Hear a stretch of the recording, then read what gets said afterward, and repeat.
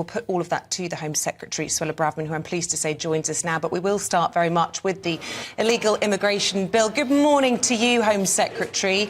Listen, the Equalities Watchdog very concerned about your bill. They think it could cause serious harm, particularly in relation to the detention of children.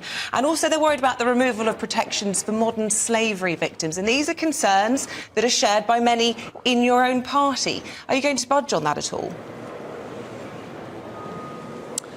Well, we disagree with the assessment put out by the Equalities Watchdog. We consider our proposals to be a combination of robust and humane. It's important that we design a scheme whereby if you arrive here illegally, you'll be detained and swiftly removed. And we have to also be honest about some of the facts of the people coming here. The vast majority are adult, young men. The vast majority of people, or a large proportion of people coming here are not coming here for humanitarian reasons, they're coming here for economic reasons. And in many instances we see some of these adults purporting to be children when actually they're not children. So we need to have a scheme which is robust and insulated against those who might want to game our system. Robert Buckland, a Conservative Party MP, says he wants to know more about the safe and legal routes. When will you be telling people about those?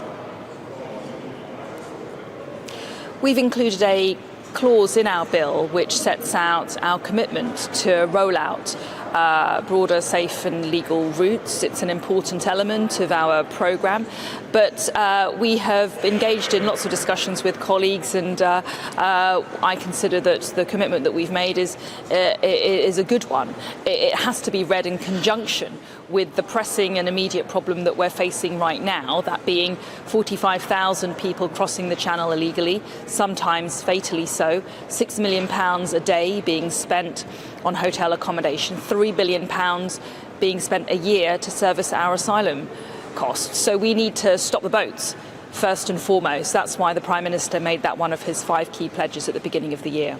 How do you reconcile that, though, with the situation that's unfolding in Sudan, where people will see a country that is falling into civil war and they would be turned away, they'd be deported upon arriving in the UK, a country that has strong links with Sudan in the past, many Sudanese people living here, having set up families, they could have a justifiable claim through that. But under your rules, under this bill, you would turn them away, but yet not if they'd come from Ukraine. What's the difference?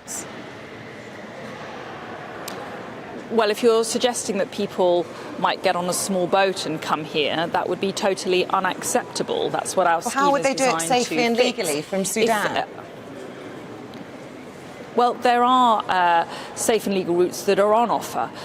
We work with the UNHCR around the world, whereby people in humanitarian disasters or conflict situations who want to seek asylum in the UK can apply via the UNHCR out in the region. And we've resettled about 50,000 people through those non-specific country routes in recent years. So whether it's the 500,000 people that we've welcomed to the United Kingdom from Ukraine, from Afghanistan, from Syria or from Hong Kong, or whether it's the many thousands of people that we've resettled through other routes outside of those countries, we have a very good track record of supporting some of the most vulnerable people in the world. But to be clear, there is no currently any way that someone trying to flee from the war in Sudan that's broken out in the last few days could come and claim asylum in this country? That's not true. I should say when it comes to Sudan right now, our first priority, our overwhelming objective is to support British nationals. We are putting on an evacuation operation right now to support British nationals, British passport holders and their dependents. That's what we're focused on, and that's our duty as a government.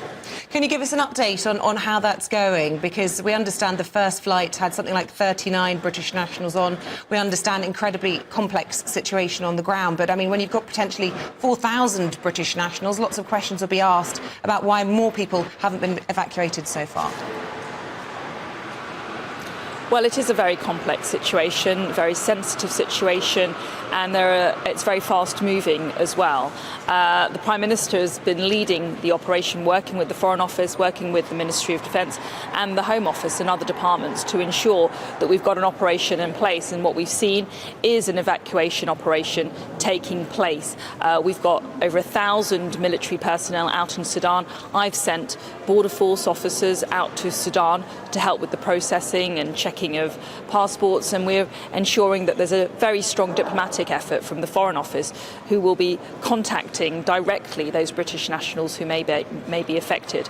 But the operation that we've got going is a good one, and we now advise those British nationals to be in touch with the Foreign Office and to ensure that they can be removed from Sudan in a safe way.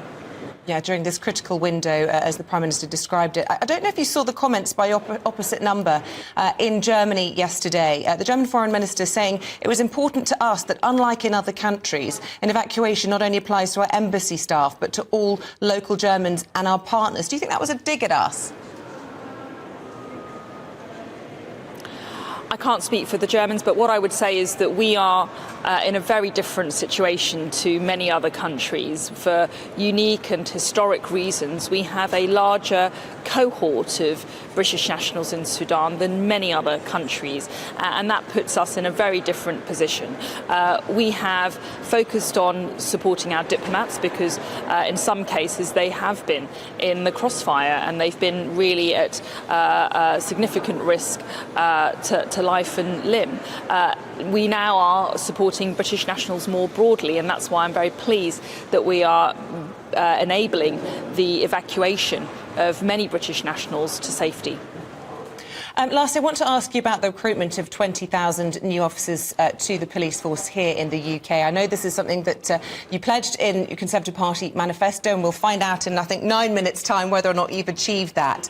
Assuming you have, can you reassure us that the appropriate vetting processes have been followed, that you've attracted the right calibre of people? Because, of course, this is a huge problem that perhaps that hasn't been the case thus far. Well, yes, I can provide that reassurance, but what I would say is we're very confident that we're on track to hit our target of recruiting 20,000 new police officers. It was a manifesto pledge. The British people voted for it, and if we achieve this goal, we will have delivered on a core promise that we made to the British people in 2019. If we achieve this goal, it will mean a record number of police officers in the history of policing in England and Wales. That's good for public safety, that's good for reducing crime, and that's good for supporting victims. OK, Home Secretary Suella Braverman, good to talk to you this morning. Thank you very much indeed.